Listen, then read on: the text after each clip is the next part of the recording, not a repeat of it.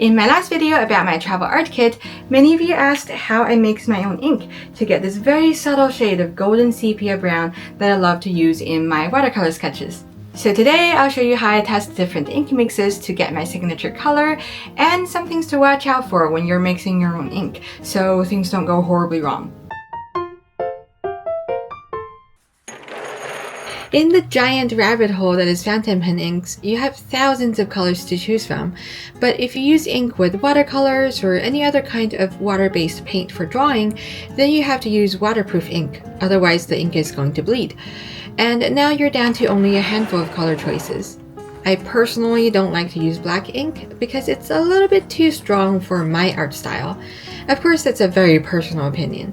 There are a few choices for brown, but I couldn't find the perfect shade I liked, so I made my own by mixing the Atramentis Document Brown with the Rohrer Klingner SketchInk Ink Carmen, which is a bright orange.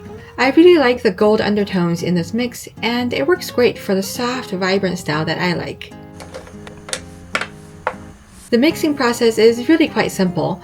You'll need a pipette or a blunt tip syringe for extracting the ink, and an airtight vial or jar of some kind to store your mixture. These are usually sold as science lab equipment, or you can find them at specialty stationery stores specifically for making ink samples. Word of caution, after a couple years of use, my plastic vial has started leaking from a tiny crack at the top, and it's probably really bad for my ink. You can see some solids forming from dried ink on the walls here. So today I'm going to try this new mini glass jar that I got. First, we're going to test out the ratio of the ink mixture that we want. I like to use the pipette for this because I can get more precision control over the drops. And normally I'd use a plastic color palette for the test mix, but I lost track of mine, so I'm going to take these contact lens packages and blue tack them onto a plate so they don't slide around. Yeah, we're being very scientific here today. I'm going to test 3 different ratios. First is 1:1. So I'll put 4 drops of the Atramentis Document Brown here. 1, 2, 3, 4. And add 4 drops of the RNK Orange. 1, 2, 3, 4. The others are 2:1 ratios, so 4 drops of brown to 2 drops of orange, and 2 drops of brown to 4 drops of orange. I'm going to test it with this Pilot dip pen with a fountain pen nib, writing on real watercolor paper, so it's as close as I can get to my actual sketching setup. The same ink will look very different if you're using fountain pen versus cotton swab, or if you're writing on a different kind of paper, so make sure you're testing it exactly how you'll eventually use it. This is 4 parts brown to 2 parts orange, and I feel like the orange barely made a difference. It's still quite dark and reddish. Now 4 parts brown to 4 parts orange. You can see a little hint of gold in there, especially with a solid patch, but it's still looking a little bit dark. And 2 parts brown to 4 parts orange. You can already see it looks quite different from the other two, so I have a good feeling about this. I think I like how this one looks. The gold tone is really quite obvious now. I can refine the ratios further, but I'm pretty happy with how this one is turning out.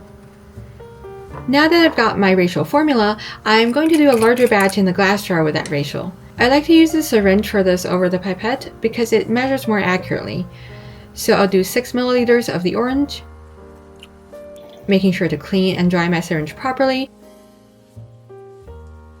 and then add 3 milliliters of the brown, and give it a good stir.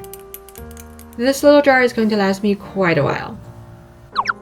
One thing to watch out for is that not all inks will mix well together. Different inks have different pH levels and different formula, so you could end up with a funky chemical reaction if you're not careful. Now, I've never had this happen to me, but I've seen horror stories online where people ended up with solid precipitates in their ink mixtures, and that could really clog up your pen. In general, it's safer to stay within the same brand, and ideally the same series of inks. For example, the Atramentis Document Ink series has really expanded over the years to have a very wide range of colors, and they're made to be mixable with each other, which is quite rare for waterproof inks. So I think it'll be a lot of fun to mix those. The orange wasn't available when I first started mixing my own inks, but if it was, I probably would have stuck to mixing the Atramentis brown with the Atramentis orange just to be safe. Also, whenever you're mixing ink, I would recommend letting that mixture sit for a day or two and check for any signs of weird reactions before putting it in your pen, because you don't want to end up cleaning a cloggy mess in your expensive fountain pen. Other than that, feel free to experiment with whatever inks you might have on hand. In the name of science, I'm going to test a couple more ink mixes for you. I was gifted this Kakimori ink, which is waterproof, in the shade Puddle. It's a beautiful cerulean blue, but I've always thought it's a little bit too bright for line work. So I'll try mixing it with black and brown to see if I can get a more subtle muted color. The black is very overpowering, so I ended up diluting it with the blue many times to get close to what I wanted. I like these 20 or 25:1 mixes with that dark teal. I think it could be really beautiful in a sketch. Mixing it with brown resulted in this slightly more greenish teal, which is actually pretty nice. I like this 2:1 mix with that very subtle bluish gray hue.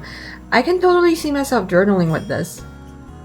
This is the Rohrer Klingner SketchInk Emma, which is an earthy green olive. I've used it once for this sketch, and I do think it's a nice color, especially for this moss-covered stone statue I was drawing. I'll try mixing it with the Atramentis brown and the RNK orange to see if I can get a more interesting color out of it. I'm not the biggest fan of these browns, but these dark gold olive colors are quite pretty.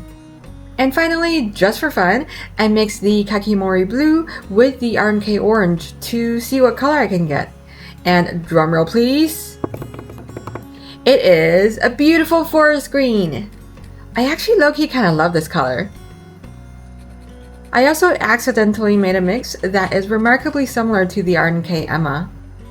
I have to say, these are some really nice greens. I could actually use them. Alright, that was a pretty fun exercise. I hope you enjoyed these experiments too. So that's all I have today. I hope you'll have a lot of fun mixing your own ink. To see more of what's in my travel sketching kit, check out this video where I break down all of my tools and process. And I'll see you in the next video. Bye!